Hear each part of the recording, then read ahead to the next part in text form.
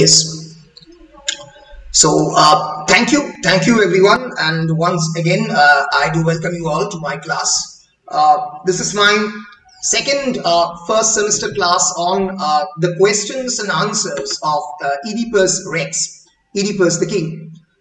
In the previous class, we have talked about Oedipus as an ideal model Greek tragedy.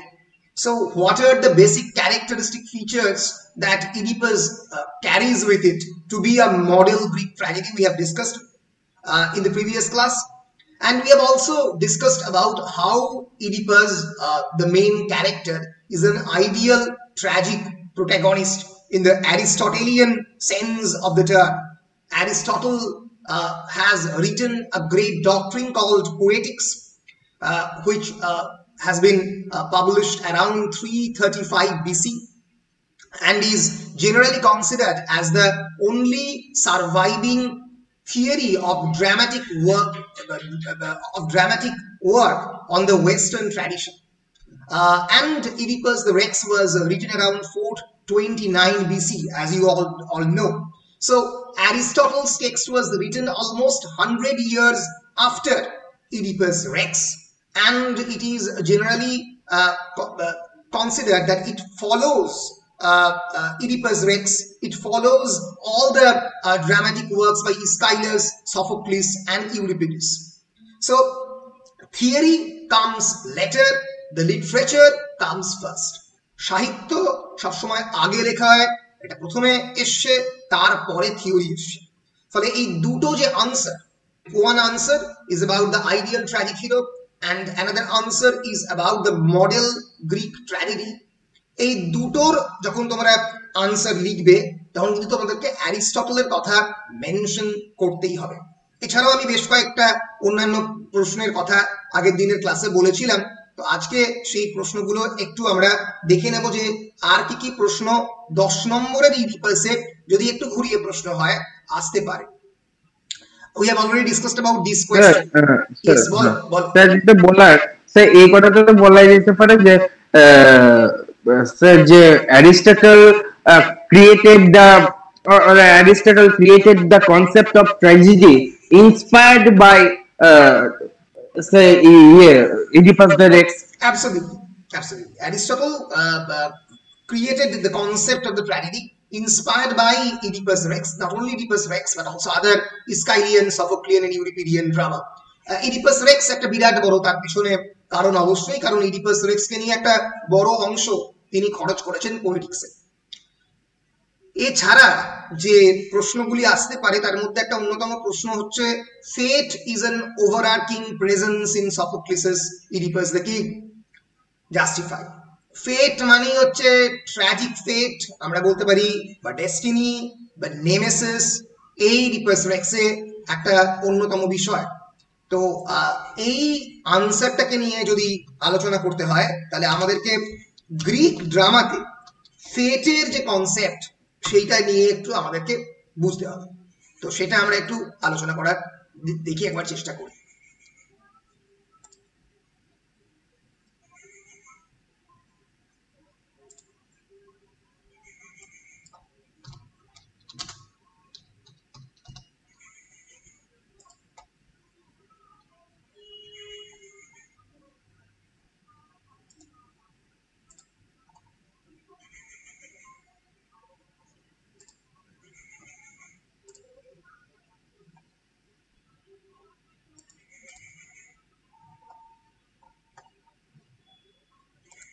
Accident.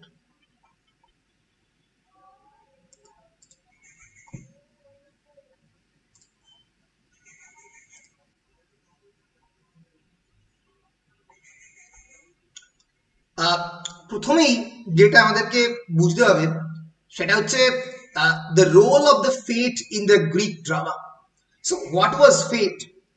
According to the Greek mythology, in the ancient Greek religion and Greek mythology, the Moirai, M-O-I-R-A-I, Moira অনেকে বলে, অনেকে Moirai বলে। Moira মানে destinies or lots or your fates. In Greek mythology, they have been described as three Greek fate sisters, তিনজন বোন একে অপরের, ঠিক আছে। And in their Roman equivalent, they were known as Parse or the sparing one, যে finally তোমাকে ক্ষমা করে দেয়। অনেক জায়গাতে এই তিনজনের নাম হচ্ছে ক্লোথো, ল্যাচেসিস অ্যান্ড অ্যাট্রোপস। এই তিনজন fate sister, according to the Greek mythology and according to the Greek religion, they are controlling our fate.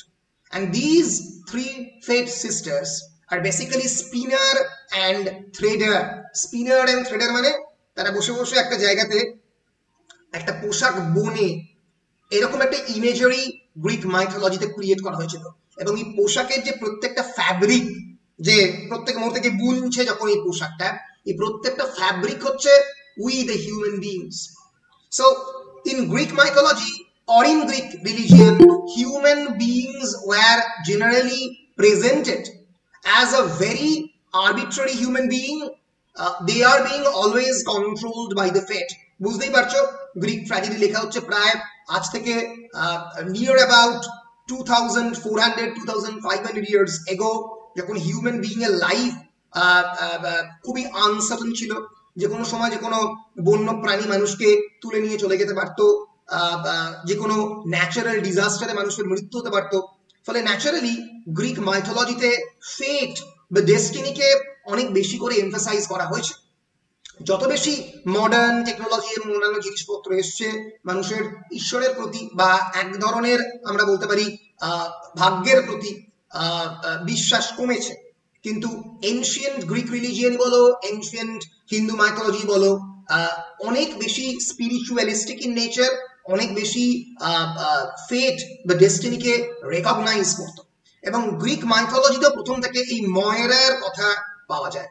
So তোমরা এই ধরনের আনসার লিখলে ইন্ট্রোডাকশনে বলতে পারো দ্যাট, মানে এক লাইন বা দু লাইনে, that according to the ancient Greek religion and mythology, Moirai, M-O-I-R-A-I, or the three fate sisters known as the Clotho, the spinner, Lachesis, the alloter, and Atropos, the unturnable. Unturnable means যাকে আর turn করা যায় না, যাকে ফিরিয়ে দেওয়া যায় না, Atropos. She is the metaphor for death. সে হচ্ছে মৃত্যুর metaphor. These three fate sisters, they control the thread of the life of every mortal from birth to the death, and they were independent at the helm of the necessity, directed fate, watched that the fate assigned to every being by eternal laws might take its course without obstruction. কোনো ধরনের বাধা বিপত্তি ছাড়া যাতে fate can take its own action. So from the very beginning, from the very inception of the Greek tragedy, fate becomes very important as it has been recognized in the Greek mythology and in the Greek religion. In the Homeric poems and in the theology of the Hesiod, theogony of the Hesiod, যেখান থেকে আমাদের metamorphosis যেটা source poem আমরা বলতে পারি, সব জায়গাতেই এই ফেটের উল্লেখ রয়েছে। ফলে গ্রিক মাইথোলজি খুব ভীষণভাবেই ফেট ড্রিভেন। এই ফেটের সঙ্গে যে জিনিসটা আসছে সেটা হচ্ছে চান্সেস অ্যান্ড দ্য কোইন্সিডেন্সেস। এক সেকেন্ড, একবার মাইক্রোসফট হোয়াইট বোর্ডটা খুলে নিই।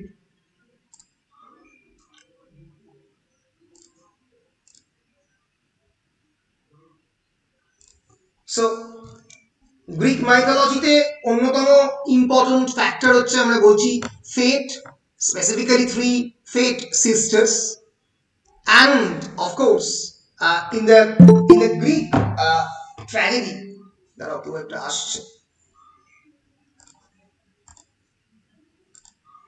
and in the case of the Greek tragedy, it is generally being shown as nemesis. Nemesis means destiny, and destiny কিভাবে রিফ্লেক্টেড হচ্ছে? Destiny is reflecting through chances, CHANCS, and coincidences, যেটা আমরা অনেকটা এই পরবর্তীকালে টমাস হার্ডি নভেলের মধ্যে পাচ্ছি। Chances and কোইন্সিডেন্সেস মানে একই সঙ্গে হঠাৎ করে দুটি ঘটনা মুখোমুখি হচ্ছে। যদি কোনোদিন ইডিপাস ডিসাইড না করতো ওরাকেল, ডেলফিক ওরাকেলের কথা শুনে that he will leave his city, তাহলে কোনোদিনও তার হয়তো লাইফের সঙ্গে দেখা হতো না। যদি ইডিপাস ডিসাইড না করতো that he will cut off the old man, লাইউসকে সে মেরে ফেলবে, যদি সেই মুহূর্তে তার ইল টেম্পারকে কন্ট্রোল করতো, তাহলে হয়তো তাকে ডেস্টিনির মুখোমুখি হতে হতো না। যদি ইডিপাস ডিসাইড না করতো that he will find the culprit, the criminal who is causing this kind of natural disaster, plague throughout his whole land, কে করছে এটা সে যদি ডিসাইড না করতো, সে খুঁজে বার করবে, তাহলে তাকে আলটিমেটলি ব্লাইন্ডেড হতে হতো না। যদি ইডিপাসকে প্রথম থেকে ইডিপাসের বাবা মা পরিত্যাগ না করতো, তাহলে হয়তো ইডিপাসের ভাগ্য অন্যরকম হতো।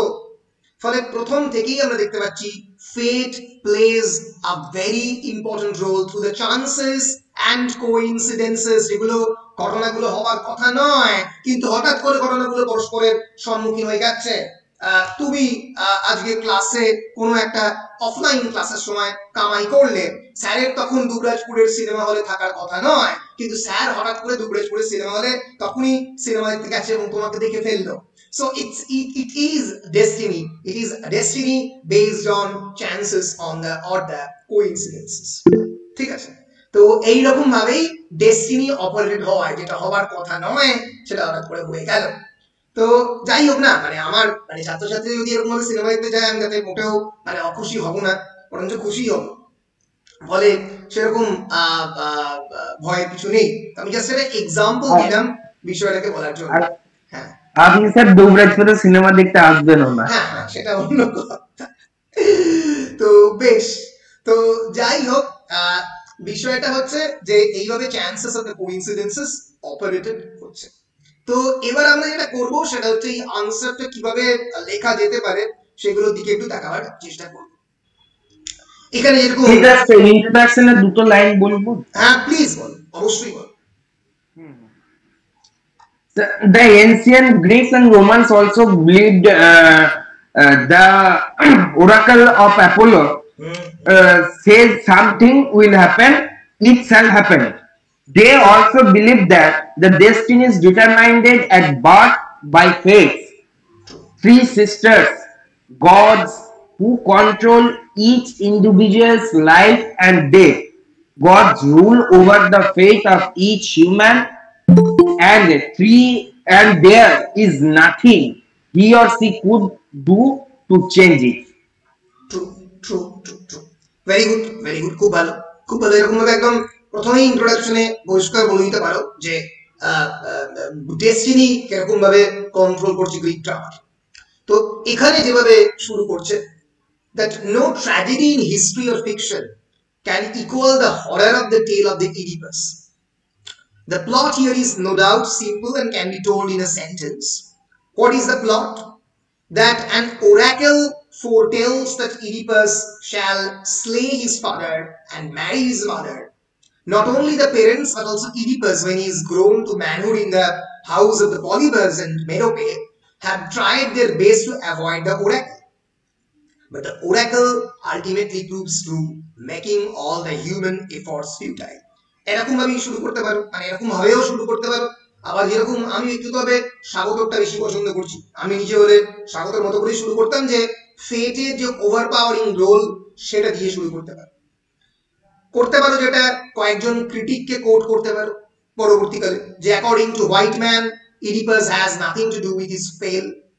He is not legally or morally guilty of his father's murder. এটা লিখতেই হবে, হোয়াইট ম্যান কোট করো বা না করো, নিজে থেকেই লিখতে হবে যে ইডিপাস এমন একটা চরিত্র, সেটাকে কিন্তু আমরা বলতে পারি না that he is morally guilty or he is ethically a weak character. He is not legally or morally guilty of his father's murder or of the incest with his mother, কারণ সে ইন্টেনশনালি করছে না, since he acted in complete ignorance. যদি ignorance করা যায় তাহলে আইনও বলে তাকে ছেড়ে দেওয়া উচিত। So his sufferings do not spring from the faults of his character. He has become, on the other hand, a poor victim of an inexorable destiny or malignant fate. So Oedipus has no characteristic or ingrained flaw inside his character. তার চরিত্রের মধ্যে কোনো দোষ নেই, সে তো নিজে এটা করছে না, তার মধ্যে অদ্ভুত একটা ম্যালিগন্যান্ট ফেট এই জায়গাটাকে টেনে নিয়ে যাচ্ছে। সো প্রফেসর বাউরা লাইন দেওয়া যেতে পারে কি বলছো, কিছু বলছো? এখানে একটা যদি লাইন দেওয়া যায় sir, sir, though Oedipus, sir, is fated to be doomed, sir, he is a free agent and responsible for the sir, catastrophe. হ্যাঁ হ্যাঁ হ্যাঁ, অবশ্যই বলতে পারো। তো তুমি যেটা বলছো সেটা হচ্ছে he is a free agent and responsible for his catastrophe, তাই তো? হ্যাঁ হ্যাঁ হ্যাঁ, বলতে পারো। কিন্তু একটা কথা মাথায় রাখতে হবে, এই জায়গাতে যদি তুমি ওই কথাটা বলো তাহলে কিন্তু অনেকটাই মানে যেটা আগে বলছো তার বিপক্ষে কথা বলা হয়ে যাচ্ছে। তার কারণ এখানে তুমি কি বলছো, এখানে তুমি বলছো তুমি এই হোয়াইটম্যানের আর্গুমেন্টটা কি? হোয়াইটম্যানের আর্গুমেন্টটা হচ্ছে যে সে তার নিজের চরিত্রের মধ্যে কোনো দোষ নেই, কারণ সে ইগনোরেন্টলি কাজ করছে, কিন্তু he is responsible for his catastrophe যখন তুমি বলছো, তখন বলছো যে ইডিপাস নিজেই নিজের এই দোষের জন্য দায়ী। এটা দায়ী কি দায়ী নয় সেটা কিন্তু একটা বড় প্রশ্নের মুখে, কারণ অনেকেই বলে যে ইডিপাসের ফেট বা ইডিপাসের ভাগ্য যেহেতু তাকে নিয়ন্ত্রণ করছে, হয়তো সে অবশ্যই দায়ী, কারণ তাকে ছাড়া তাকে দায়ী করবে, ঠিক আছে?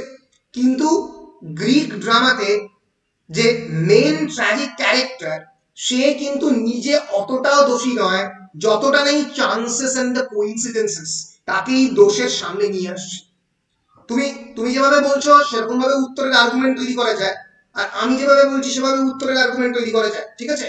কিন্তু দুটোকে যখন লিখবে মানে মিলিয়ে ফেললে চলবে না, তোমার আর্গুমেন্টটা অন্য জায়গায় দিতে হবে, অন্যভাবে তোমাকে বলতে হবে যে দো destiny plays a very overpowering and important and significant role throughout the entire play, but I think that Oedipus is a free agent and he is responsible for his own misdeeds, এরকম করে শেষের দিকে বলতে পারো। কিন্তু দুটো argument, কারণ দুটো কন্ট্রারি আর্গুমেন্ট, দুটো কন্ট্রাডিক্টরি আর্গুমেন্ট একসঙ্গে মেলালে আনসারে অসুবিধা হতে পারে, ফলে এই জায়গাতে ওটা বলা যাবে না, বুঝতে পেরেছো? ওকে স্যার, বেশ বেশ বেশ। প্রফেসর সি এম বাউরা মানে যে কোনো মানে ক্রিটিককে যদি কোট করো, একটা ক্রিটিক কোট করলেই হবে, দুটো ক্রিটিক কোট করার দরকার নেই, হয় বাউরাকে কোট করো বা হোয়াইটম্যানকে কোট করো। প্রফেসর সি এম বাউরা বিখ্যাত বই লিখেছিলেন দ্য রোমান্টিক ইমাজিনেশন, খুবই বিখ্যাত বই। So Baura observes that the dreadful fate of the Oedipus is not deserved. It is not a punishment for insolence nor due to any fault of the judgment or character in the man. বুঝতে পারছো? প্রত্যেকটা ক্রিটিকই বলছে যে Oedipus's fate is not deserved. ম্যাকবেথের character বা হ্যামলেটের character, যে কোনো ক্যারেক্টার যদি আমরা বলি, আমরা কিন্তু বলবো Macbeth and Hamlet is responsible for his own work. This is Macbeth. Macbeth is the general of the Scottish army, general in the Scottish army of Duncan, general in Scottish army of Duncan. সে decide করলো যে হঠাৎ করে he will become the king. কি করে decide করলো? যে একটা হিটের মধ্যে সে he actually meets three fate sisters or basically three witches আমরা বলতে পারি। এই তিনজন উইচেসকে সঙ্গে দেখা হওয়ার পরে থ্রি উইচেস কমেন্ট করলো যে Macbeth will become the king, এবং তারপর থেকে ম্যাকবেথের মাথায় ঘুরছে ম্যাকবেথ কিভাবে রাজা হবে। And Macbeth actually kill Duncan. সে যে মুহূর্তে ডানকানকে মারলো, ম্যাকবেথ তোমরা পরবর্তীকালে সেকেন্ড সেমিস্টার ম্যাকবেথ পড়বে, সে যে মুহূর্তে কি বলছো স্যার ক্লাস 11 এ একটু পড়েছি ম্যাকবেথ, তোমরা ক্লাস 11 এ ম্যাকবেথের একটা পোরশন পড়েছো। ফলে ম্যাকবেথ যখন ডানকানকে খুন করছে, Macbeth is very much responsible for his own work. বা হ্যামলেট, শেক্সপিয়ারিয়ান ট্র্যাজেডি হ্যামলেটের মধ্যে আমরা দেখতে পাচ্ছি when Hamlet is seeing the ghost of his own father, Hamlet the prince of the Denmark, সে হঠাৎ করে নিউজ পাবে যে তার বাবাকে মারা হয়েছে, তার বাবাকে মেরেছে তার কাকা।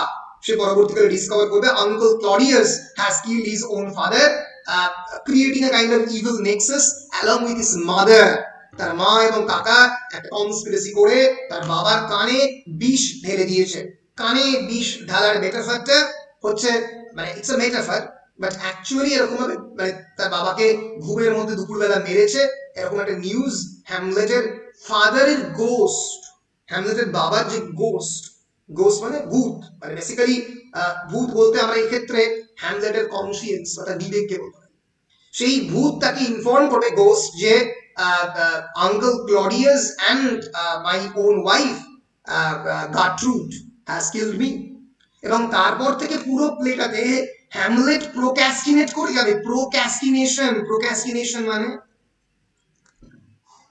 প্রোক্যাস্টিনেশন মানে মারবো কি মারবো না, whether to perform an action or not to be or not to be, that is the question, to be or not to be. হ্যামলেটের বিধাতগ্রস্ত হওয়া। কি বলছো? বিধাতগ্রস্ত হওয়া স্যার। হ্যাঁ, রাইট। কোনো একটা কাজ করার আগে এটা করবো কি করবো না, বিখ্যাত হ্যামলেটের যে মাইকেল অ্যালমেরিডার যে বিখ্যাত হ্যামলেটের রেন্ডিশন রয়েছে, মানে সিনেম্যাটিক অ্যাডাপ্টেশন, সেখানে দেখানো হয়েছে, মানে এটা মডার্ন কনটেক্সটে দেখানো হয়েছে, হ্যামলেটকে দেখানো হয়েছে একজন একটা বিরাট বড় বিজনেস ফ্যামিলির ছেলে। সে নরওয়ে থেকে সুইডেনে আসছে, সুইডেনে এসে হঠাৎ করে দেখছে তার বাবা মারা গেছে, এবং মানে বিভিন্ন মডার্ন ইমেজারি দিয়ে দেখানো হয়েছে যে to be or not to be, that is the question যখন করা হচ্ছে, তখন হ্যামলেট একটা বিরাট বড় শপিং মলের মধ্যে একটা সেই শপিং কার্ট হয়, সেই কার্ট নিয়ে যাচ্ছে, এবং চারিদিকে সোয়ার্জেনেগারের টিভির মধ্যে সোয়ার্জেনেগারের অ্যাকশন মুভি হচ্ছে, গুলি চলছে, সেই গুলিগুলো অ্যাজ এফ হ্যামলেটের মনের মধ্যে চলছে। বুঝতে পারছো? The external manifestation of the internal conflict, নিজের মনের মধ্যে যে দ্বন্দ্বটা কনস্ট্যান্টলি হ্যামলেট ফিল করছে, কাকে মারবো কি মারবো না, মাকে মারবো কি মারবো না। অনেকে বলে হ্যামলেটও ইডিপাস কমপ্লেক্সে সাফার করে, অর্থাৎ মায়ের সঙ্গে এক ধরনের সেক্সুয়াল ডিজায়ার সে ফিল করে, কিন্তু কনস্ট্যান্টলি সে কাকার মধ্যে নিজেকে দেখছে, সে কিছুতেই তার আঙ্কেলকে খুন করতে পারছে না। এটা আর্নেস্ট জোনস বলে একজন বিখ্যাত ক্রিটিক 1940-এর দশকে ইন্টারপ্রিটেশনটা দেন Hamlet's Oedipus complex, Hamlet and Oedipus complex বলে একটা বিখ্যাত বই লিখে, পরবর্তীকালে তোমরা পড়বে। ফলে বুঝতে পারছো যে হ্যামলেটের দোষের জন্য হ্যামলেটই দায়ী, ম্যাকবেথের দোষের জন্য ম্যাকবেথই দায়ী, কিং লিয়ার একজন বিরাট বড় কিং, পরবর্তীকালে তার গল্প পড়বে, হ্যামলেট, ম্যাকবেথ, কিং লিয়ার, ওথেলো। এই চারটে নাটকের নাম সারা জীবন মনে রাখবে, কারণ এই চারটে নাটক হচ্ছে Shakespearean, the greatest of the Shakespearean tragedy. এখানে প্রত্যেকটা যেটা ক্যারেক্টার, তারা তাদের ডেস্টিনির জন্য দায়ী। Shakespeare has not created any stars or any external source of destiny, because according to Shakespeare, you are responsible for your own destiny. Character is destiny. চরিত্রই এখানে অদৃশ্য, character is itself destiny, মাথা দেখো। কিন্তু Oedipus the king এর Shakespearean tragedy থেকে অনেক different. কেন? কারণ শেক্সপিয়ারিয়ান ট্র্যাজেডি লেখা হচ্ছে রেনেসাঁসের সময়, রেনেসাঁস হচ্ছে নবজাগরণের সময়। নবজাগরণ হচ্ছে এমন একটা সময় যে সময়ে নতুন নতুন ডিসকভারি হচ্ছে, নিউ সায়েন্টিফিক ডিসকভারিজ, গোটা পৃথিবী জুড়ে পৃথিবী পরিবর্তন হয়ে গেছে। নবজাগরণের সময় ভাস্কো ডা গামা প্রথমবার পর্তুগাল থেকে ভারতবর্ষে আসছে। নবজাগরণের সময় historical context is very important. Galileo is discovering that the earth is rotating around the sun. Copernican revolution, Copernicus প্রথম বলছে যে একই রকম ভাবে সূর্য পৃথিবী সূর্যের চারিদিকে ঘুরছে, সূর্য স্থির রয়েছে। একটা বিখ্যাত কবিতা আছে ভাস্কর চক্রবর্তীর, গ্যালিলিওকে বন্দী করলো, পৃথিবী ঘুরছে। মানে গ্যালিলিওকে বন্দী করার পরেও পৃথিবী ঘুরছে, মানে তুমি তার সত্যকে পাল্টাতে পারছো না। ফলে রেনেসাঁস ট্র্যাজেডি যে হিস্টোরিক্যাল কনটেক্সটে লেখা, সেই হিস্টোরিক শেক্সপিয়ারিয়ান ট্র্যাজেডি, মার্লোভিয়ান ট্র্যাজেডি, সেখানে ক্যারেক্টার বিকামস ডেস্টিনি। ক্যারেক্টার নিজে দায়ী তাদের কাজের জন্য, স্টার আর দায়ী নয়, আকাশের গ্রহ নক্ষত্র দায়ী নয়। কিন্তু অনেক আগে লেখা ইডিপাস রেক্স, ইডিপাস রেক্স লেখা হচ্ছে প্রায় 2000 years before than Macbeth. Macbeth published হচ্ছে 1605 এ, আর ইডিপাস রেক্স লেখা হচ্ছে 429 BC, বিফোর ক্রাইস্ট, প্রায় 2000 বছর আগে লেখা। ফলে ন্যাচারালি এখানে ভাগ্য, এখানে ক্যারেক্টার যে নিজে দায়ী নয় নিজের ভাগ্যের জন্য, অনেক বেশি ভাগ্য দায়ী। দ্য ম্যালিগন্যান্ট, ইনএক্সরেবল ম্যালিগন্যান্ট ফেট। পরিষ্কার বুঝতে পারছো বিষয়টা? একদম পরিষ্কার। উত্তর লিখবে তখন এই বিষয়টাকে বুঝে নিতে হবে, কারণ যদি মানে তোমরা কনস্ট্যান্টলি মুখস্থ করো, তাহলে তুমি দেখবে একটা জায়গায় যদি হারিয়ে যাও, তাহলে আর ফিরে পেতে পারবে না। আর কিছুতেই তুমি ফিরে পাচ্ছ না যে কি লিখবো। তুমি যদি বিষয়টা বুঝে নাও যে আমি ইডিপাস রেক্স এর ডেস্টিনি বা ইডিপাস রেক্স এর ফেটে কি লিখবো, আমি প্রথম প্যারাগ্রাফে লিখবো what is fate and how the fate is important in case of the Oedipus Rex. because the fate has been generally treated as an overpowering power in the Greek mythology and in the Greek religion. তারপরে আমি কি করব, তারপরে আমি একজন বা দুজন ক্রিটিককে coat করব, করে ইডিপাসের মেইন গল্পতে চলে আসবো। তাহলে কিন্তু তোমাকে আর কেউ মানে এই পুরো মানে উত্তরটা লেখা থেকে কোনোভাবেই কেউ বাধা দিতে পারবে না। ফলে কোনো একটা উত্তর লেখার আগে কিন্তু বুঝে নেওয়াটা উত্তরটা খুব দরকার, বুঝতে পেরেছো? বেশ, তারপরে তুমি একদম ডাইরেক্টলি চলে আসতে পারো স্টোরির মধ্যে, করে বলতে পারো according to Aristotle the downfall of the tragic hero must result from the hamartia. আগেই বলেছি হ্যামার্সি মানে tragic flaw, fatal flaw. Oedipus is also subjected to this tragic flaw. তার ট্র্যাজিক ফ্ল কি ইডিপাসের আগে বলেছি ইল টেম্পারামেন্ট বা ইম্পেচুয়াস টেম্পারামেন্ট, এমন একটা টেম্পারামেন্ট যেটাকে মানে কিছুতেই কন্ট্রোল করা যায় না। ট্র্যাজিক ফ্ল বা হ্যামার্সিয়া সারা পৃথিবীতে সমস্ত ট্র্যাজিক ক্যারেক্টারে রয়েছে, সমস্ত ট্র্যাজিক ক্যারেক্টারে রয়েছে। In case of the Macbeth, the hamartia is, ম্যাকবেথের ক্ষেত্রে হ্যামার্সিয়া কি, ম্যাকবেথের ক্ষেত্রে hamartia is his vaulting ambition, সে রাজা হতে চায়। In case of the Hamlet, it is procrastination. In case of the King Lear, it is excessive pride of himself, his own ego. আমি একজন বিরাট বড় রাজা, সে নিজে কি করেছিল? কিং লিয়ারের স্টোরিটা অল্প করে শুনে রাখো। বিখ্যাত tragedy, perhaps the greatest of the Shakespearean tragedy, যেখানে কিং লিয়ার has suddenly decided to divide his kingdom to his 3 daughters. 3 জন ডটারকে তার বিরাট বড় কিংডম সে ভাগ করে দেবে বলে হঠাৎ করে একদিন ডিসাইড করেছে। তো হিজ 3 daughters, 3 জন ডটারের নামই ভুলে গেলাম, বিখ্যাত নাম, দাঁড়াও। একটা হচ্ছে অবশ্যই, দাঁড়াও, king Lear daughters, Goneril, Regan আর কর্ডিলিয়া। 3 জন daughter, Goneril, Regan and Cordelia. So একটা ভরা সভাঘরের মধ্যে একটা বিরাট বড় ম্যাপ এনে কিং লিয়ার জিজ্ঞেস করলো যে আমার এই বড় কিংডম কে নেবে, কে নেবে? তার জন্য বলতে গেলে in order to get the kingdom you have to express your love for me. আমাকে তুমি কতটা ভালোবাসো এটা এক্সপ্রেস করতে হবে। এটাই সম্ভব? একটা মানুষের ইগোকে স্যাটিসফাই করার জন্য ভরা কোর্টরুমের মধ্যে লাভ, which is itself a very personal feeling which cannot be expressed in front of the public, সেই কোনোদিন পাবলিকদের সামনে এক্সপ্রেস করে এরকম ভাবে বলা সম্ভব? সম্ভব নয়। কিন্তু কিং রিয়ালাইজ করলো না। কিং জিজ্ঞেস করলো গনেরিল তুমি বলো আমাকে কতটা ভালোবাসো। গনেরিল বললো father I love you like the mountains, like the big big mountains, I love you like them, huge in size, gigantic in form, brilliant, তোমার কিংডমের এতটা অংশ তোমার। জিজ্ঞেস করলো রেগানকে, Regan how do you love me? I love you like the sea, সমুদ্রের মতো আমি তোমাকে ভালোবাসি। বেশ, এই কিংডমের এই অংশটা তোমার। বললো কর্ডিলিয়া, কর্ডিলিয়া সবথেকে বেশি ভালোবাসতো, the youngest of the daughters of king লিয়ার, তুমি আমাকে কতটা ভালোবাসো।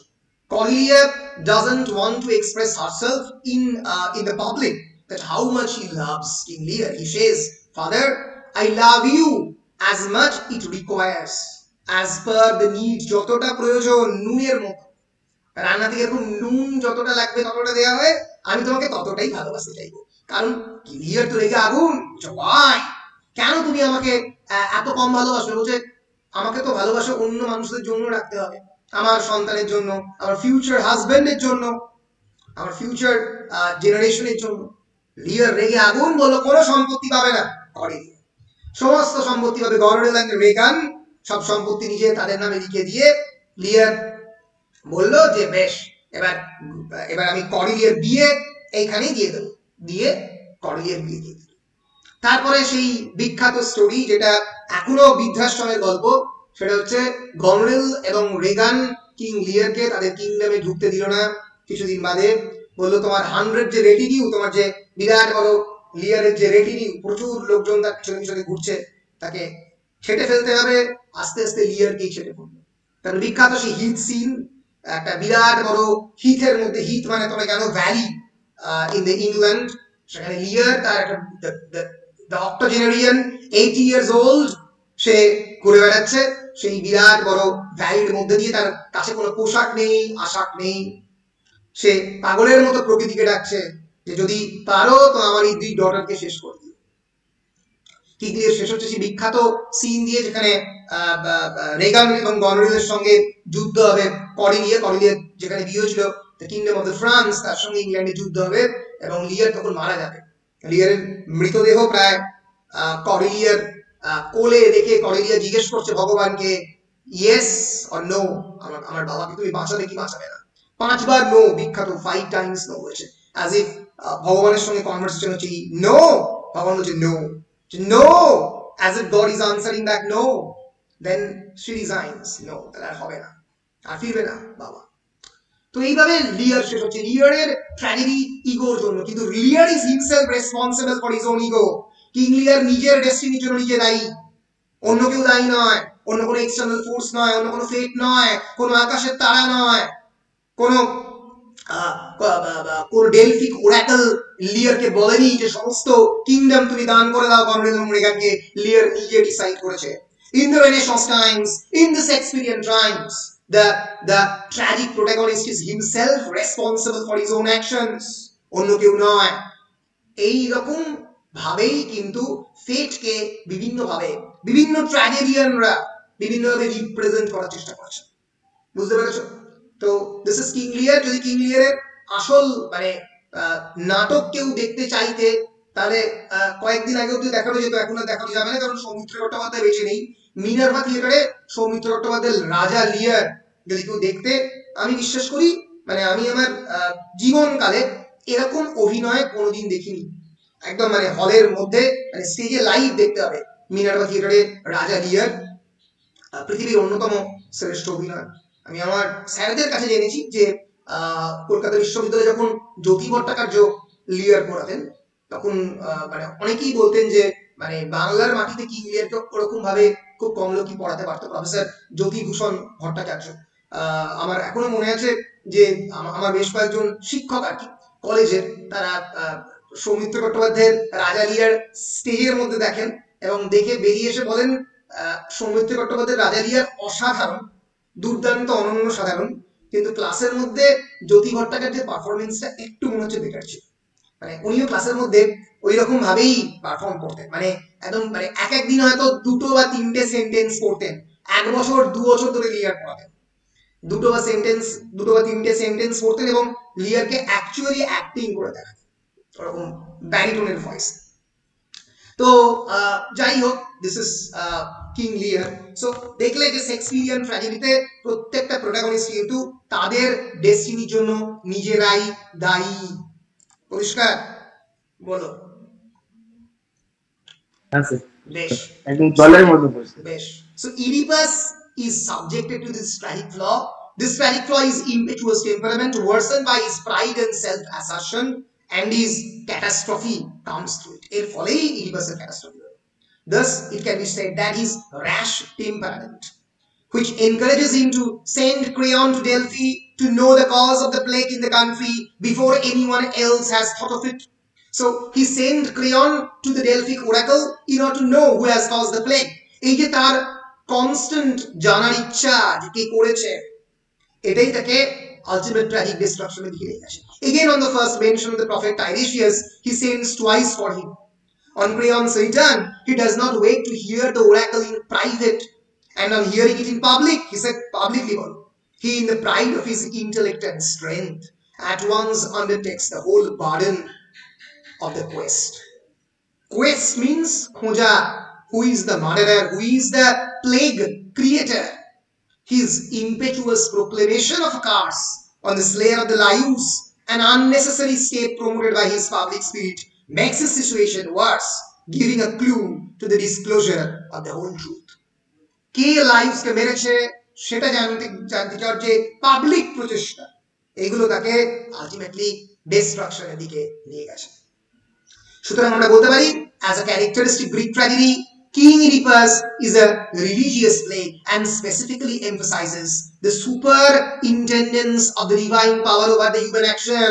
In a Greek tragedy, there is always the intervention of the divine power over the human action.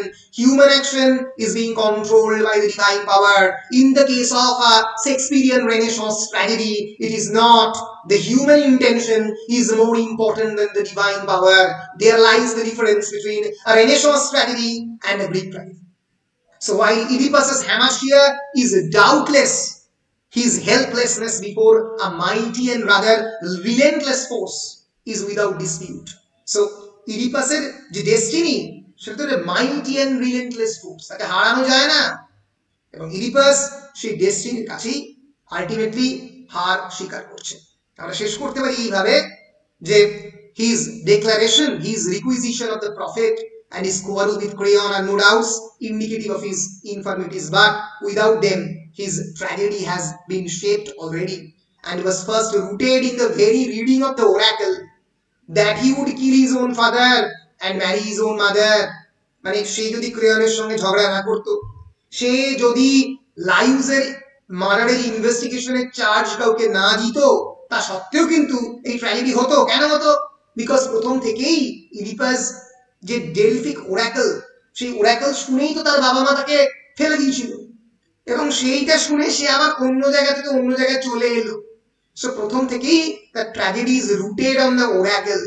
Fate here rules the supreme, fate is here place the supreme role. ফলে এইভাবে তুমি ফেটের আনসারটার উত্তর করতে পারবে। ইডিপাসে আমরা এগিয়ে যাচ্ছি, আমরা পরের কোয়েশ্চেন দেখছি। পরের কোয়েশ্চেন হ্যাঁ স্যার বলি, হ্যাঁ আমাদেরও সেই আমাদেরও ধার্মিক ব্যাপারে সেই ইয়ে করা আছে না, যে জন্মদিনের ঠিক 6 দিন পর থেকে আমাদের ভাগ্য লেখা হয়ে থাকে, এরকম একটা স্যার দেখবেন প্রচলিত ধারণা আছে। ঠিক ঠিক ঠিক ঠিক প্রচলিত ধারণা আছে। খ্রিস্টানিটিতে খ্রিস্টান করা হয় CHRISTENED, তিন দিন বাদে, মানে after the birth a child is being put into the wine and a wafer, তাকে প্রোটেক্ট করা এই holy trinity, the God, the holy ghost and the Christ, এই তিনজন তাকে প্রোটেক্ট করবে, সেজন্য তাকে খ্রিস্টান করা হয়। তো বিভিন্ন রিলিজিয়ন, সমস্ত ধর্মেই এই ফেট থেকে প্রোটেক্ট করা বা ভাগ্য যাকে নিয়ন্ত্রণ করা যায়, তা বিভিন্ন প্রচেষ্টা বিভিন্ন সময় করা হয়। সো আমরা এর পরের যে কোয়েশ্চেন তার দিকে এগিয়ে যাচ্ছি। এটা তোমরা অলরেডি আমি ডিসকাস করেছি। Critically analyze the character of the Oedipus, এরকম করতে পারে to bring out the elements of hubris and hamartia. ইডিপাসের হিউব্রিস এন্ড হ্যামার্শিয়ার পার্সপেক্টিভে দ্য ক্যারেক্টার একই। হিউব্রিস মানে কি বলো? হিউব্রিস মানে pride, excessive pride, and hamartia মানে tragic flaw. So Oedipus' tragic flaw, impetuous temperament, and hubris is excessive pride that he will undergo through the investigation, that he will conduct the investigation of the murder of Laius, or he will also find out who is the creator of the plague, who is the murderer. তো এই যে তার যে খোঁজা এবং তার যে চরিত্রের মধ্যে যে ভুল, এই দুটোকেই ভালো করে লিখে, যেটা আমি অলরেডি যখন ডিসকাস করেছি ইডিপাসের ক্যারেক্টার, এই দুটোর উপরে এমফাসাইজ দিয়ে লিখতে হবে। শুরুর দিকের অ্যানসার হিউব্রিস আর হ্যামার্শিয়া কাকে বলে অল্প করে মেনশন করে দিতে হবে, ঠিক আছে? আচ্ছা, এর পরের যে আনসারটা, এটা একটু tricky question. Elaborate upon the picture of the Athenian city state as represented in Sophocles's Oedipus the king.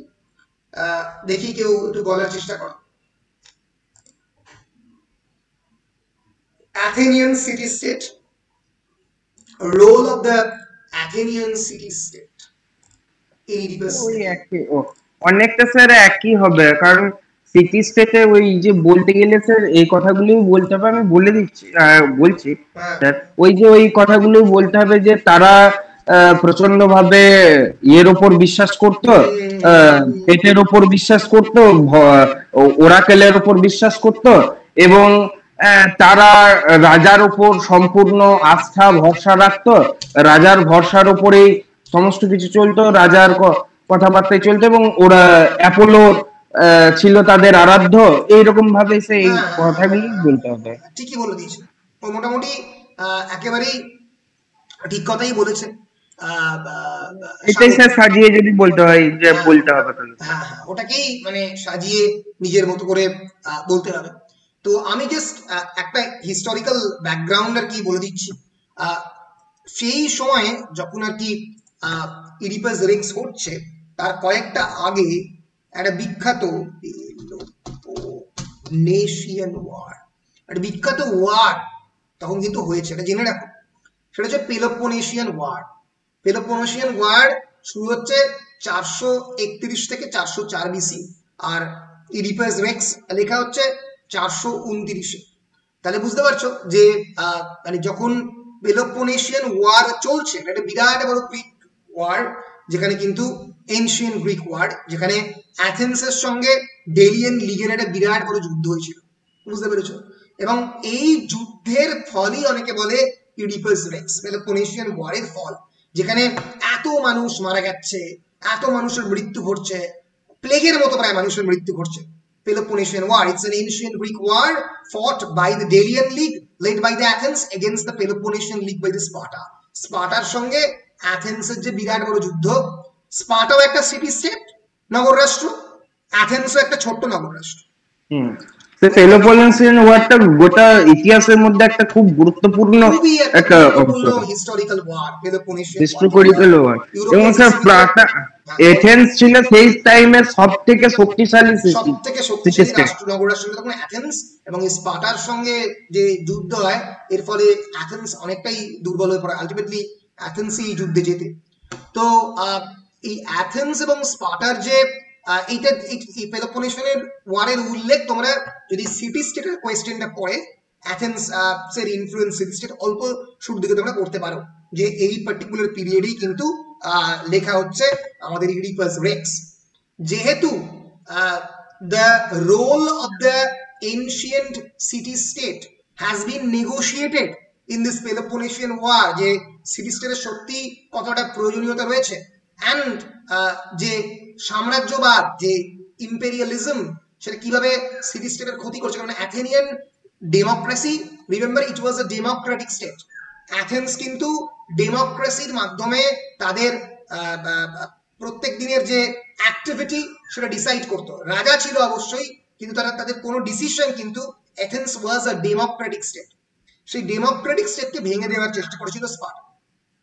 ফলে এই হিস্টোরিক্যাল কনটেক্সটে ইডিপাস রেক্স খুব ইম্পর্টেন্ট হয়ে উঠছে এই জন্যই, কারণ এই ট্র্যাজেডিতে এই যে বেশ কয়েকজন দেখবে যে সিটি স্টেটের বেশ কয়েকজন মানুষ তাদের নিজস্ব ওপিনিয়ন রাজার উপরে কিন্তু ইম্পোজ করছে, রাজার কাছে চাইতে আসছে জাস্টিস। জাস্টিস কিসের জন্য না, হু ইজ কজিং দ্য প্লেগ, তার ফলে তাদের চাষের জিনিসপত্র নষ্ট হয়ে যাচ্ছে, তাদের life is being disturbed and getting destroyed. এই মানুষজনদের চাপেই তো ইডিপাস এই ডিসিশন বা এই ইনভেস্টিগেশন আন্ডারগো করার জন্য ডিসিশন নিতে বাধ্য হলো, নাহলে তো নিত না। যদি মানুষেরা এসে ইডিপাসকে না বলতো যে who is causing the plague, the great lord, tell us, এটার আপনি ব্যবস্থা করুন। ফলে মানুষজনের মানে এনশিয়েন্ট গ্রিক সিটি স্টেটে সাধারণ মানুষ, the general public has actually Democratic power, they have their own power to exercise, to even at least ask the king about who is the plague creator, এবং সেটাই কিন্তু এই ট্র্যাজেডির অরিজিন পয়েন্ট আমরা বলতে পারি। তার উপরে ভিত্তি করে এই ট্র্যাজেডি শুরু হচ্ছে, কারণ তার উপরে ভিত্তি করে ইডিপাস এই ইনভেস্টিগেশনটা করার চেষ্টা করছে। ফলে প্রথমেই বলতে হবে about the historical importance of the Peloponnesian War, that it's a war, it's a very important, significant European war between the Delian League led by the Athens and the Peloponnesian League led by the Sparta.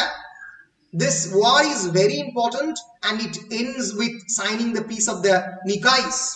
But again, a massive expeditionary force to attack the Syracuse, Sicily. Athens dispatched a massive expeditionary force to attack the Sicily, and it failed disastrously with the destruction of the entire force in 430. এর ফলে এই Peloponnesian war কিন্তু একটা খুব important event, যেটা historically influence করেছিল এবং যেখানে দেখানো হয়েছিল যে ডেমোক্রেটিক্যালি অ্যাথেন্স কতটা স্ট্রং, এবং এই সাধারণ মানুষের যে কণ্ঠস্বর বা ভয়েস এখানে উঠে আসে। এইটা দিয়ে তুমি ইন্ট্রোডাকশন দিতে পারো। তারপরে ইডিপাসের পুরো ট্র্যাজেডি এর স্বাগত বললো, সেটা বলতে হবে যে এই মানুষজন কত বেশি বিশ্বাস করতো on the gods, on the fate, and এর ফলেই তাদের যে মানে তাদের যে আরতি, সেই আরতির উপরে ভিত্তি করে ইডিপাস এই ইনভেস্টিগেশনটা করলো, করে বাকি ইডিপাসের গল্পটা বলে কনক্লুশনে বলতে হবে যে যে Greek tragedy is very much interconnected with the contemporary social issues. Remember, tragedy is basically, or any form of drama is basically a social performance. It is a social institution and a shamajik pratishthan. Just like marriage, just like politics, all these are social institutions. In the same way, drama is also a social institution, and specifically tragedy. Because tragedy is performed in front of the Athenian city-state, in front of the people of the Athenian city-state. তাদের সামনে perform করা হতো, ফলে সমাজ একটা অত্যন্ত গুরুত্বপূর্ণ role play করছে এই ইডিপাস রেক্স, এটা বলে তোমরা কনক্লুড করতে পারো। বলো, পরিষ্কার? স্যার পরিষ্কার। স্যার পেলোপনেসীয় ওয়ারে প্রথম স্যার নৌবাহিনীর যুদ্ধটা একটা গুরুত্বপূর্ণ আকার ধারণ করে। নৌবাহিনীর যুদ্ধ যেটা, সেটা প্রথম এই সময়টাতে ঘটে। ঠিক ঠিক, পেলোপনেসিয়ান ওয়ার। বেশ, এরপরে যেটা আসছে সেটা হচ্ছে যেটা তোমরা হয়তো অনেকেই প্রিপেয়ার করছো, examine the element of the irony in Sophocles's tragedy Oedipus the king. বলো ড্রামাটিক আইরনি কাকে বলে এবং কিভাবে হচ্ছে, বলো একটু শুনি।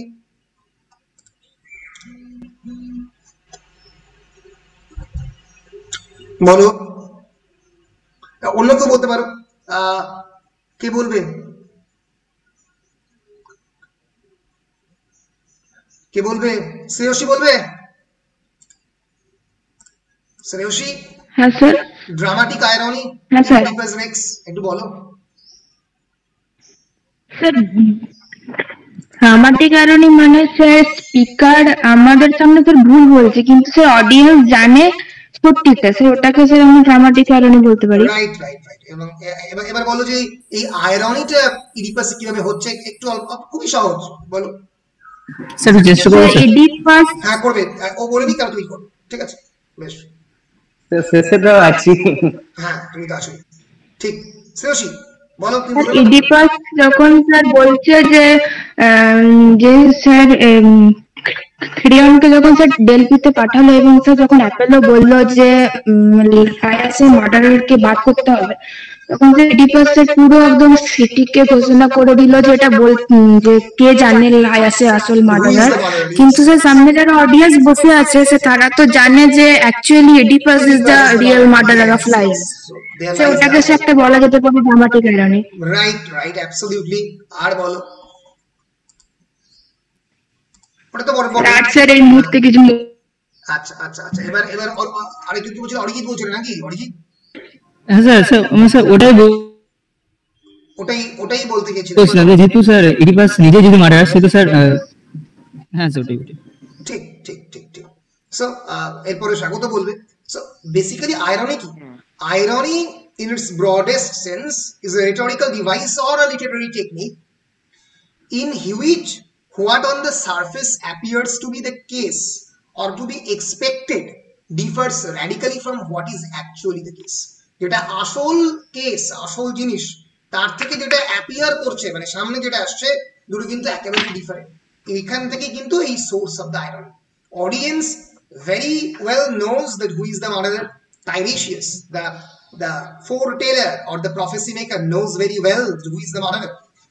কিন্তু সেই মুহূর্তে দাঁড়িয়ে ইডিপাস কিন্তু মানে তার নিজেরই এগেইনস্ট ডিসিশনটা নিচ্ছে যে এই পাবলিক ইনভেস্টিগেশন আন্ডারগো করতে হবে। ফলে তার নিজের বিপক্ষে সে ডিসিশনটা নিচ্ছে, নিজের ভাগ্যকে সঠিকভাবে না জেনে।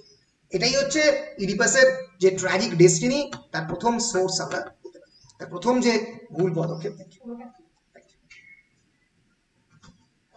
এই ভুল পদক্ষেপের সূচনা ইডিপাস করছে এই আয়রনির থ্রু দিয়ে, এবং তারপরে ইডিপাসের ড্রামাটিক আয়রনি ডেফিনেশন দিয়ে ইডিপাসের পুরো গল্পটাই যদি বলো, লাইফটাই ইটসেলফ ফুল অফ আয়রনি। কারণ the very first decision of completely rejecting Oedipus by their own father and the mother, by throwing them in front of a great mountain, সেটা একটা ironical decision, because his father and mother wants to escape the Delphic oracle's proclamation. Ultimately কি হলো, Laius was being killed by the Oedipus and Iocasta is being married by the Oedipus. Ultimately তাই তো হলো। Second attempt, dramatic irony example, Oedipus himself, when he was he was treated well by the Polybus and the Merope. When he was in the house of the Polybus and the Merope, he suddenly decided to leave the kingdom of the Polybus and Merope because he has been encountered the decision of the Delphic oracle. সেও Delphic oracle-এর সেই ডিসিশনটা শুনেছে যে সে তার বাবাকে মারবে এবং মাকে বিয়ে করবে, তাই সেই জায়গা থেকে ছেড়ে সে আবার থিবিসে নিজের যে জন্মের জায়গা সেখানে এলো। 3 নম্বর dramatic irony, he didn't able to recognize his own father Laius when he's killing his own father. 4 number irony, the greatest example of the irony, যেটা তোমরা দিয়েছো স্টেজের মধ্যে দাঁড়িয়ে যেটা দিয়ে প্লে শুরু হচ্ছে, Oedipus is trying to detect the murder of the Laius while he himself killed his own father. So ফলে পুরো ড্রামাটাই এই ড্রামাটিক আয়রনির উপরে, ডেস্টিনির উপরে ডিপেন্ডেন্ট। ক্লিয়ার? একদম বেশ, আর বলছি বলো, কিছু বলবে? স্যার বলছি না তাহলে না, এটা তাদের বলতে হবে না, মোটামুটি হয়ে গেছে। বেশ, how would you characterize Oedipus as a ruler and as a person? Character of the Oedipus মোটামুটি হবে যে তার মধ্যে কোনো as such flaw নেই, তা সত্ত্বেও তাকে মানে সে এই জায়গায় আসছে। আচ্ছা, একটা জিনিস আমরা মিস করে গেছি, সেটা হচ্ছে ইয়োকাস্টার ক্যারেক্টার। আমি আসছি সেখানে, আগে দুটো এই প্রশ্নগুলো দিয়ে দিই, এগুলো সহজ প্রশ্ন। The tragedy of Oedipus lies in his knowledge of the guilt rather than the guilt itself. একটু ঘুরিয়ে প্রশ্ন করছে, বলো দেখি মানেটা কি? The tragedy of the Oedipus lies in his knowledge of the guilt rather than the guilt itself. Do you agree? Justify your view. সহজ। হ্যাঁ স্যার, যেটা বলতে চাইছি যে স্যার কোশ্চেন তো স্যার বলুন। The tragedy of Oedipus lies in his knowledge of the guilt, in his knowledge of the guilt rather than the guilt itself. এটা sir যে গিল্ট মানে যে অপরাধ বোধের উপর ছিল তার থেকে সে একটু বেশি অপরাধ বোধ পোষণ করছিল নিজের মধ্যে, তার জ্ঞানের ভিত্তিতে সে বেশি অপরাধ বোধ পোষণ করছিল বলে যতটা সে অপরাধ বোধ ছিল না, সেটা মানে স্যার আমি সঠিক ভাষাটা দিতে পারলাম না। মানে বেসিক্যালি জিনিসটা হচ্ছে যে Oedipus didn't know about his own crimes, right? Oedipus didn't aware about his own crimes. When he recognized the guilt, when he encounters the guilt, knowledge of the guilt, যখন গিল্টের জ্ঞানটা তার হলো, যখন সে রিয়েলাইজ করলো সে নিজেই লাইভসকে মার্ডার করেছে, তখন ট্র্যাজেডিটা এলো। তখন ইয়োকাসটা গিয়ে সুইসাইড করলো, তখন ইডিপাস তার যে ড্রেসের পিন নিয়ে নিজেকে ব্লাইন্ড করলো, তখন করলো। তার কারণ rather than the guilt itself মানে when he murdered the king in front of everyone, when he murdered the king in front of a joint of a road, তখন কিন্তু ইডিপাস কিংকেই মার্ডার করছে, কিন্তু ইডিপাস জানতো না সে লাইউসকে মার্ডার করছে। ফলে বুঝতে পারছো, rather than the guilt itself, যখন মার্ডারটা হয়েছে তখন কিন্তু ইডিপাসের মধ্যে কোনো গিল্ট হয়, কিন্তু যখন নলেজ অফ দ্য গিল্ট তার হলো যে কেন সেই মার্ডারটা করেছে এবং সেই কাজের জন্য দায়ী, তখন সেখান থেকেই তার ট্র্যাজেডিটা এলো।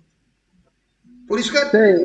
হ্যাঁ, সে একটা বড় সমস্যা হয় কি, মানে সে কোশ্চেন বা অনেক ক্ষেত্রে হয় সে ইংরেজিটা বুঝতে পারি, তার সঠিক বাংলাটা সেই মুহূর্তে বলতে পারি না। হ্যাঁ সেটা ঠিক আছে, কিন্তু মানে ইংরেজিটা বুঝে মোটামুটি আনসারটা লিখতে পারলেই হলো আর কি, ঠিক আছে? না না না স্যার, এক্ষেত্রে বুঝলাম, অনেক ক্ষেত্রে বুঝতে পারি না, আমি বলছি না সব বুঝতে পারা যায় না। হ্যাঁ, সেই জন্যই যেটা করতে হবে সেটা হচ্ছে বারবার বিভিন্ন ধরনের প্রশ্নের দিকে দেখতে হবে এবং তার সঙ্গে সঙ্গে নিজের ভোকাবুলারিটা খুব বেশি পরিমাণে বাড়াতে হবে। এটাই করতে হবে। এই একই প্রশ্ন হচ্ছে বেসিক্যালি এই প্রশ্নটা Elaborate upon the এই paradox of সমস্যাটা the একটা কি হয় জানেন তো, অনেক সময় অনেকে জিজ্ঞাসা করে কোনো কিছু মানে সে জানি, সে জিনিসটা জানি, কিন্তু আমি প্রকাশ করতে পারছি না, তাকে বোঝাতে পারছি না, মানে তার সঠিক বাংলাটা সেই মুহূর্তে আসে না। right, you are not able to express yourself properly, এটা হয়, এটা সময় হতে পারে। এই একই প্রশ্নের উত্তর হচ্ছে এটা, elaborate upon the paradox of the knowledge and ignorance in Sophocles' Oedipus the King. Knowledge and ignorance, the paradox, knowledge ignorance paradox কি, Oedipus বলতে কি জানতো না, he is ignorant about who is the murderer, he ignorant about Laius's own true identity. এইটা ignorance আর finally knowledge আসছে কখন, যখন এই আলটিমেটলি সে এই ট্র্যাজেডিটা ঘটছে, এর ফলেই সুইসাইড করছে ইয়োকাস্টা এবং তার ultimate destruction of the kingdom আসছে।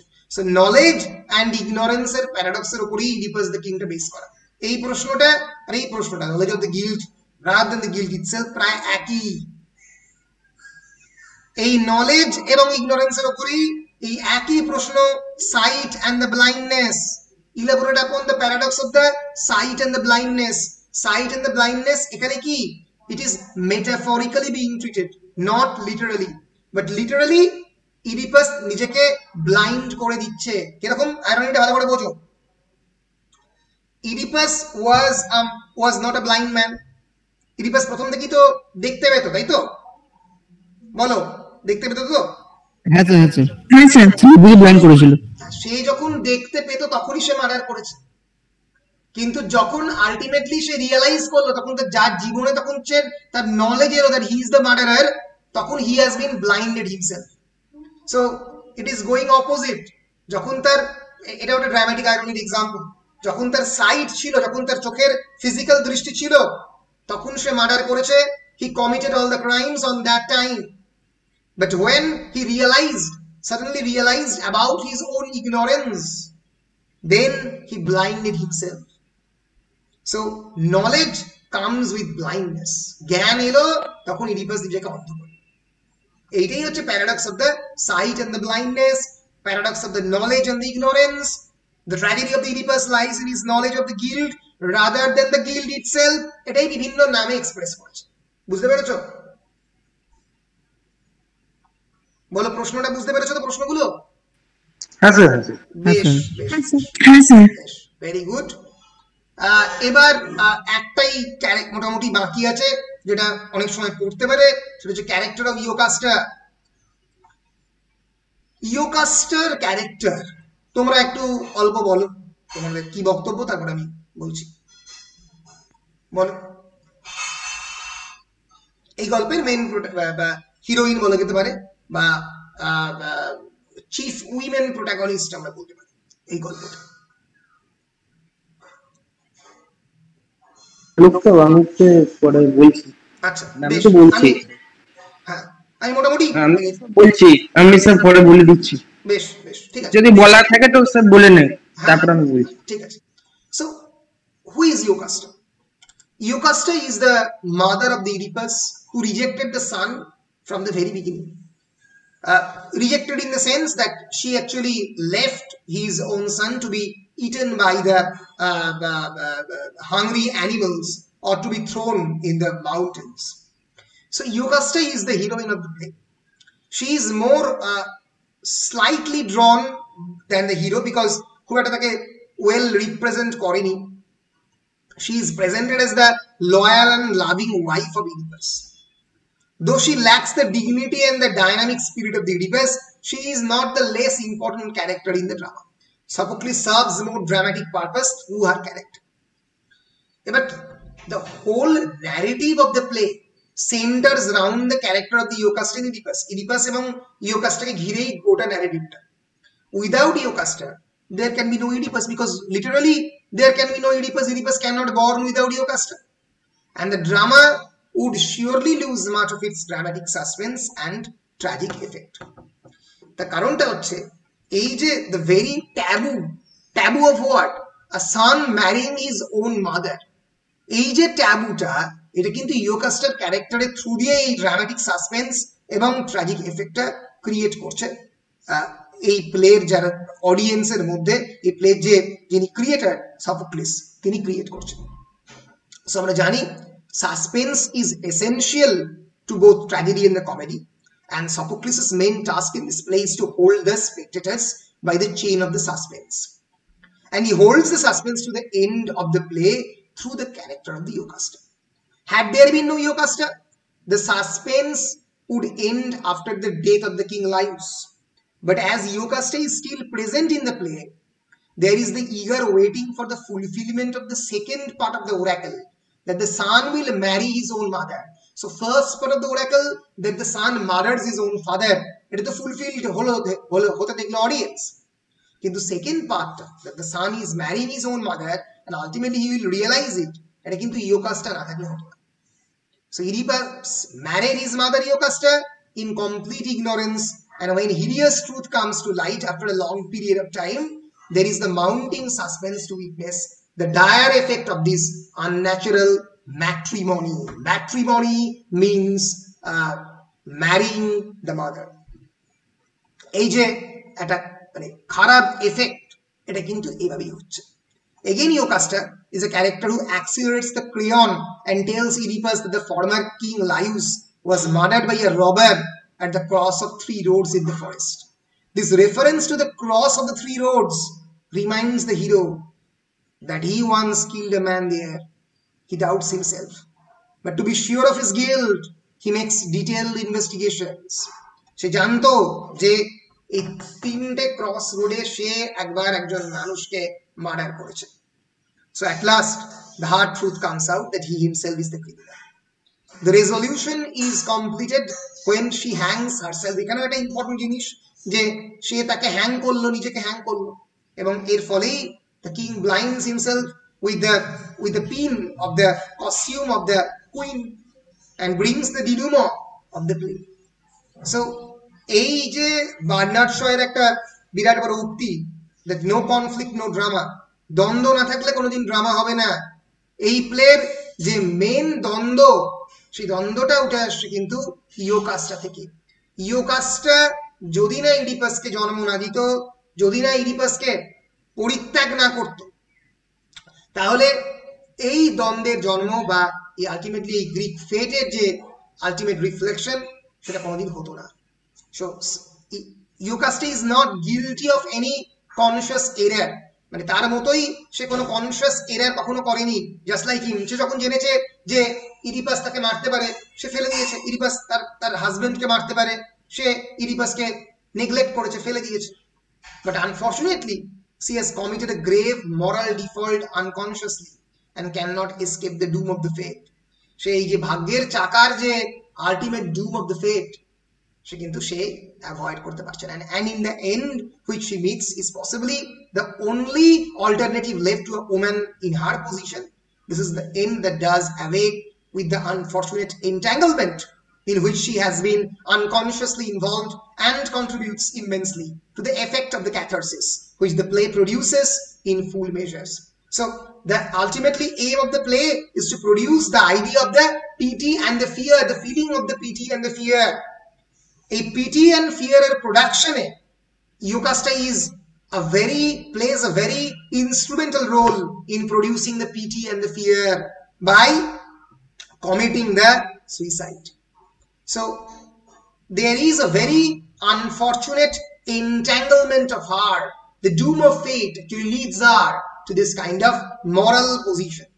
Unconsciously, এই moral position-এ সে নিজেকে নিয়ে গেছে। তাহলে এই জায়গা থেকেই আমরা বলতে পারি যে Jocasta is a very important character and she is the only women protagonist in the play.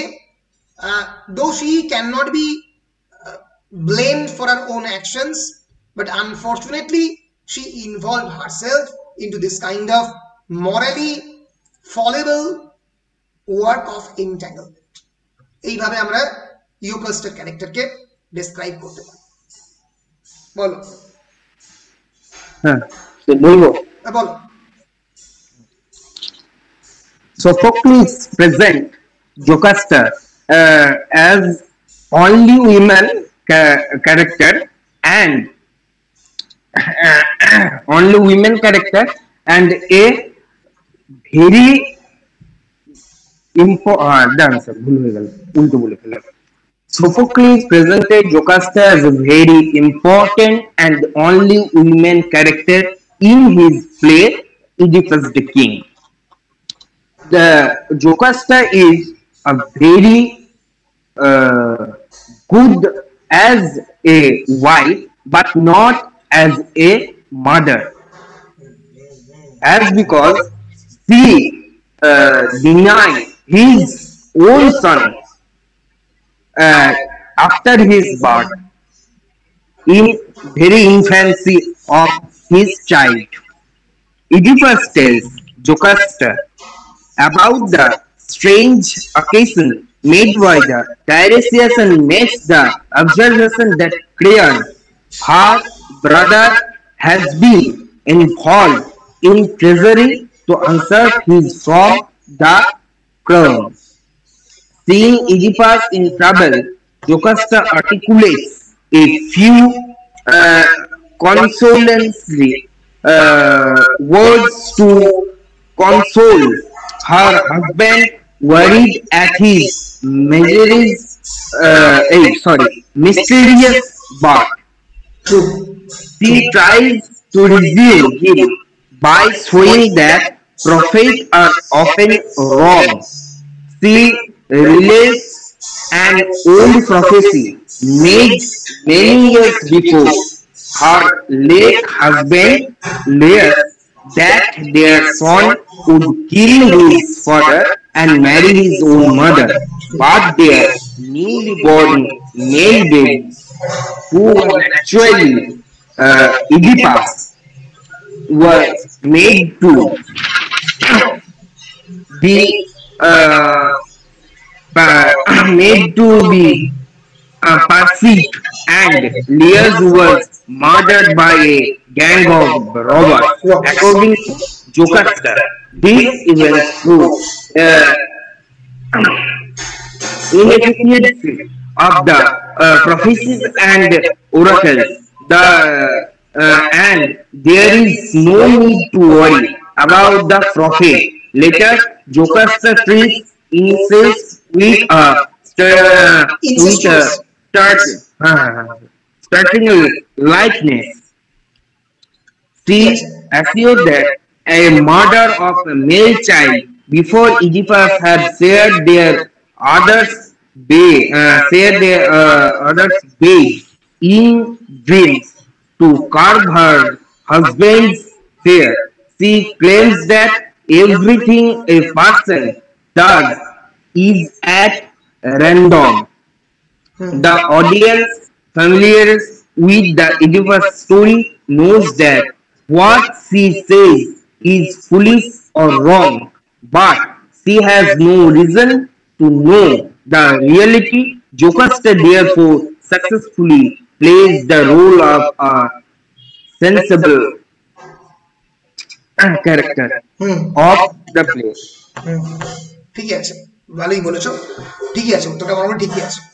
So এইভাবে আমরা ইয়োকাস্টার ক্যারেক্টারটাকে দেখতে পাই, অনলি একটা উইমেন ক্যারেক্টার যে গোটা প্লে জুড়ে ডমিনেট করেছে, এবং যেটা স্বাগত বললো, he may not be treated as a very good mother, but he plays the role of a very good wife.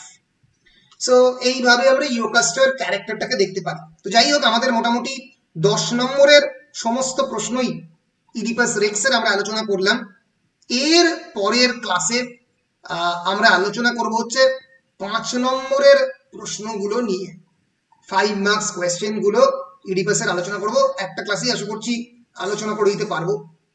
তোমাদের যদি কোনো প্রশ্ন থাকে তাহলে তোমরা বলতে পারো। তারপরের ক্লাসে আমি মোটামুটি কি নিয়ে আলোচনা করব সেটা একবার ডিসাইড করে নেব। আমাদের প্রশ্ন উত্তর মোটামুটি আমরা 2-3টে ক্লাসের মধ্যে শেষ করে ফেলবো, কারণ তোমাদেরও তো পরীক্ষার জন্য মোটামুটি সময় দিতে হবে। সো আমি চেষ্টা করবো তোমাদের পরীক্ষা যদি 22 তারিখের মধ্যে শেষ হয়, মানে শুরু হয়, তাহলে ফার্স্ট উইক অফ দ্য মার্চের মধ্যে মোটামুটি আমার ক্লাস আমি কমপ্লিট করে ফেলতে। ঠিক আছে, বলো কারোর কোনো প্রশ্ন? এই প্রশ্নগুলো নিয়ে কারোর কোনো প্রশ্ন?